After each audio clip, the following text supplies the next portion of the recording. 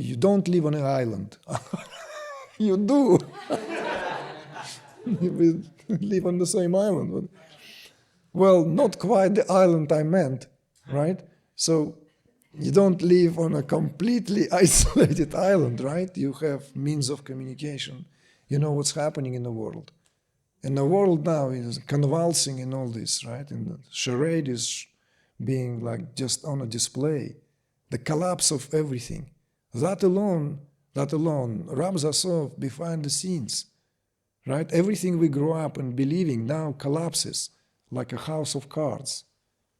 See? All the like just empty slogans where we start our immersion, what I've mentioned on the very first evening, I think, was it first evening, I think, you know, the liberal democracy and all the rest of it. No, we don't. We are bordering fascism. We're just pretending it's not happening because, no, we're living in a time when genocide is recorded. Genocide is recorded. For one soldier died on one side, there are thousands of children died on the other. And at some point, we're numb to that news because we have to. Or we just click like just because we feel obliged. You know, at least I don't ignore that in my feed. Or you go there as a coward. No, you. Like one goes as a coward and don't throw this into my feed.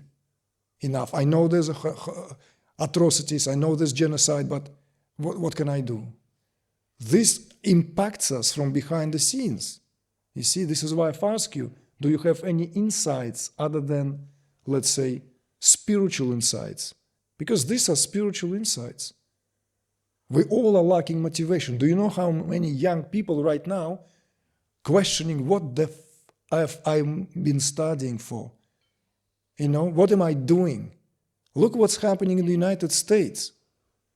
Not since Vietnam War, youth rose up the way they did now. Sociologists saying that this came as a totally and entirely unexpected phenomenon. How many of you are aware of that? How many of you are aware of that? Of what's happening in the United States right now, around the world, but in the United States. Students of university campuses, of all nationalities, of all races, protesting against the genocide in the way they haven't done it since the 60s. And sociologists are totally out of answers because it was believed that this was unique time of counterculture, that this never to be repeated. Okay, because the lobotomy of the brain was manufacturing consent in such a way that these young people supposed to have that part in their heart and in their mind aborted by now. Well, guess what? It didn't. The youth rose. And it's not just like, oh, that's a bunch of Arabs. They always complain. They always on the, you know. No, that's a nasty piece of lie. The truth is, young people will not have it. You see? So they were put down, face down on the pavement. They were put cufflinks. They were arrested in the United States. Who have seen the poster? The Statue of Liberty being pinned down by two policemen, and they're putting cufflinks on her. Why? Because the most important amendment, the right to strike for human rights, is being violated in the country where it's constitutionally protected, supposed to be. So you have no motivation to meditate? There are generations of people, right, have no motivation to live in a charade anymore. Do you see what I'm trying to say? Unless we live with the head in the sand, buried so deep we don't want to hear it. No. This is rise of a new consciousness. And the rise of a new consciousness is accompanied by these catastrophic potential events, because it's not going to be like, oh, okay, I'm no longer be policing the world. You know, I'm no longer be spreading democracy by dropping bombs everywhere and showing everyone with the sleeves rolled up to here, you know. Why are they rolled up to here? Who knows why the sleeves are rolled up to here?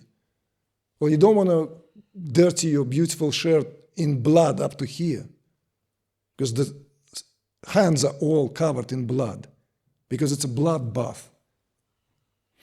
So all this impacts us in our sleep, whilst we eat, you know.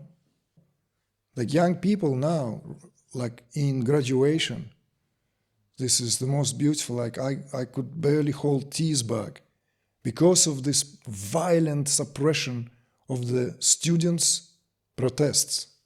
Violence of that kind haven't been seen in the United States since the 60s.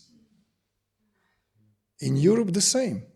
In France, it's the same. Pinning you down with your face to the pavement. For what? For speaking what is obvious? This is liberal democracy / neo-fascism. So, the taste of Majdul dates when I was in my sadhana were disgusting. And I was thinking, why is it? But I couldn't go and eat somewhere. I go and eat at least once a week. They scoop me out of my hermit-like apartment, Elzady Terrace in London. And I'll comply and go with my friends. And it's the best food. But I know everything that chef goes through, whoever touch my food, people who go through Kundalini here, people who are authentic glow in this room could relate to what I'm saying. So 20 years ago, I've stopped buying Majdul dates from Israel because they were filled with that, how these dates are produced. Okay? They are carrying the vibrations of suppression. They're carrying the vibration of sorrow, pain, of so many people. 75 years now, back then it was 20 years ago, so 55 years, that's a long time. That's at least 2.5 generations of people. At least. So, what brought tears to my eyes, and also hope, and a pride, you know, and hope in us human beings, is when I saw this in response to this violent suppression. Students of a very prestigious university in the United States, Columbia University, exactly, they were carrying candles on the graduation day and simply gave silence. This is the rise of new consciousness.